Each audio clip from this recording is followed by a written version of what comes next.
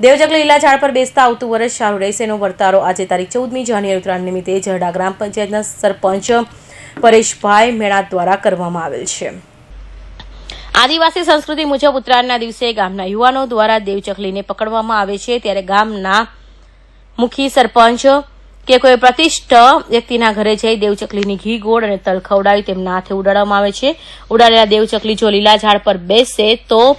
આ વર્ષ સારું રહેવાનો અને વરસાદ સારો થશે તેવો વર્તારો કરવામાં આવે છે, અને સૂકું ઝાડ કે પથ્થર પર બેસે તો વર્ષ સારું નહીં, એટલે કે વરસાદ ઓછો થશે અને દુષ્કાળ રહેશે તેવું અનુમાન કરવામાં આવતું હોય છે કે આ વખતે જરડા પંચાયતના સરપંચ પરેશભાઈ અશ્વિનભાઈ મેણાત દ્વારા દેવચકલી ઉડાડતા લીલા ઝંડા પર બેસેલી, જેથી ગામ વડીલના મંતવ્ય મુજબ વર્ષ સારું રહેશે તેવું નક્કી કરવામાં આવ્યું છે। આ પ્રસંગે સરપંચની સાથે સભ્ય જીવાભાઈ કટારા, સામાજિક કાર્યકર બચુભાઈ તબિયાડ, ગામ આગેવાન કાંતિભાઈ કાળાભાઈ કટારા, મણીલાલ મેણાતા, મનુભાઈ મેણાતા,